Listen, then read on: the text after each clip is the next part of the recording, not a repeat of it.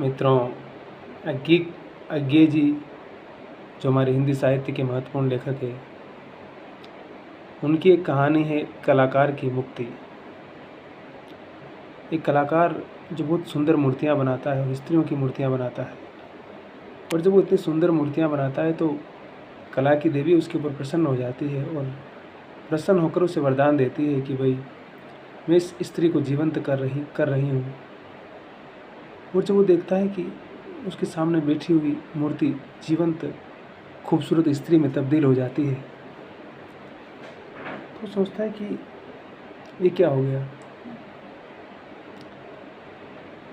मैं तो चाहता था मेरी कला हमेशा के लिए अमर रहे, लेकिन अगर इसे इस प्रकार का वरदान मिल गया और जीवंत हो गई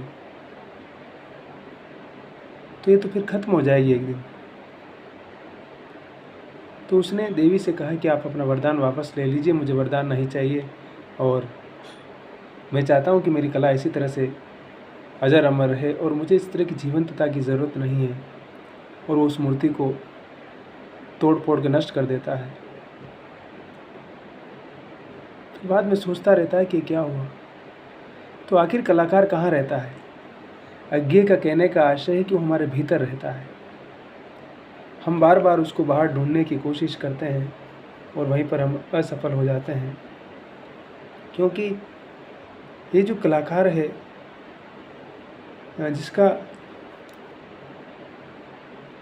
नाम ही है पिंग माल्य, और पिंग माल्य बड़ी सुंदर स्त्रियों की मूर्तियां बनाते बनाते एक दिन दुनिया में फेमस हो जाता है।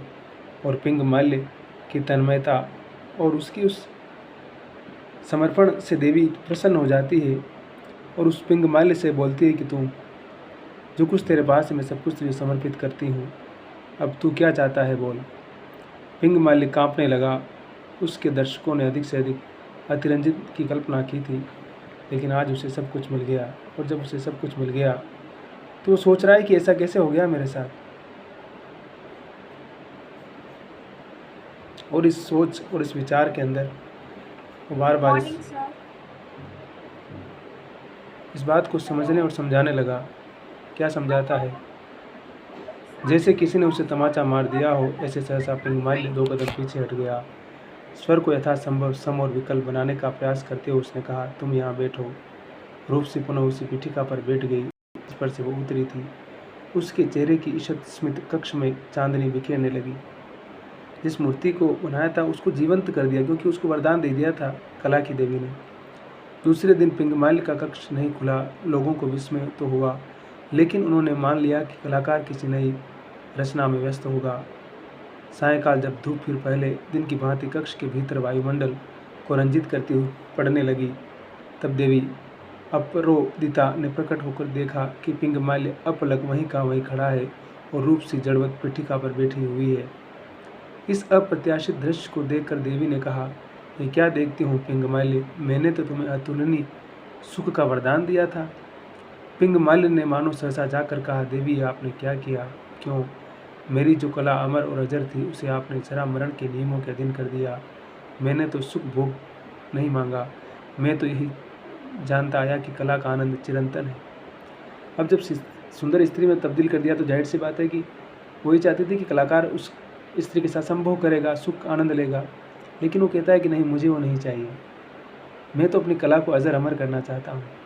मैं इस स्त्री को भोग करके उस कला के उस महत्व को नष्ट नहीं करना लगा। तो बोली। देवी हंसने लगी, भोले पिंगमाल्य, लेकिन कलाकार सभी भोले होते हैं।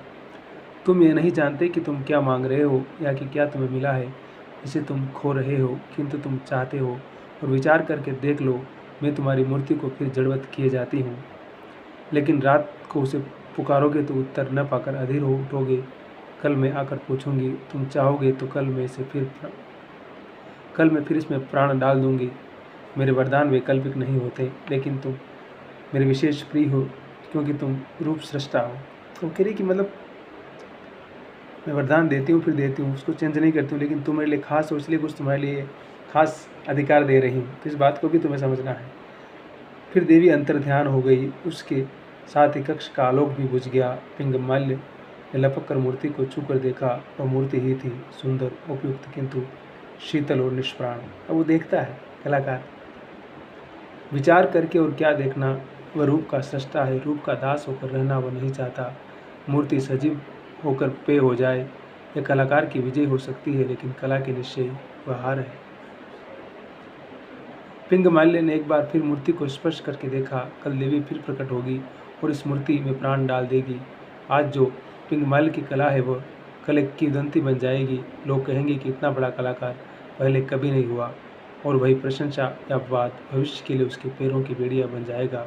किंतु कल बस अब वो सोच रहा है बार बार कि क्या किया जाए। देवी के वरदान को लिया जाए, इस स्त्री को भोगा जाए, या फिर इसको कला के रूप में तब्दील करके हमेशा हमेशा के लिए इतिहास में अमर हुआ जाए। और वो इसी अमरता के क्षण में अपने आप को डुबो देता है, अपने आप को समर्पित कर देता है, और उसी में कलाकार की मुक्ति देखता है।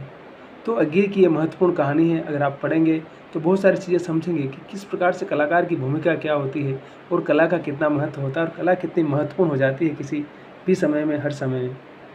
तो चौंक कर पिंगमाल्य ने एक बार फिर मूर्ति को छुआ और मूर्ति की दोनों बाहें अपनी मुट्ठियों में जकड़ ली। कल उसकी मुट्ठियों की पकड़ धीमे धीरे शिथिल हो गई। आज वो मूर्ति है पिंगमाल्य की गढ़ी हुई अद्वितीय सुंदर मूर्ति। कल ये एक नारी हो जाएगी, अपरोधिता से उपहार में मिली हुई अद्वितीय सुंदरी नारी। पिंगमाल्य ने भुजाओं को पकड़कर मूर्ति को ऊंचा उठा लिया, सहसा जोर से पकड़ लिया और मूर्ति को तोड़ देता है। बस ये कथा है पुरानी। अज्ञे कहते हैं कि पुरानी कथा है जो चलती, जो उसी कहानी को सुना रहा हूँ। कथा है कि पिंगमाल्य ने उस मूर्ति जिसमें देवी ने प्राण डाले थे विवाह कर लिया था, और उससे एक संतान भी उत्पन्न हुई थी जिससे अनंतर प्रपोष नाम का नगर बसाया था। किंतु वास्तव में पिंगमाल्य की पत्नी शिलोध्वार नहीं थी। बंधन मुक्त हो जाने के बाद पिंगमाल्य ने पाया कि वह घृणा से भी मुक्त हो गया और उससे एक शीलवंती कन्या से विवाह किया। भग्न मूर्ति के खंड उसने बहुत दिनों तक अपनी मुक्ति की स्मृति में संभाल रखे।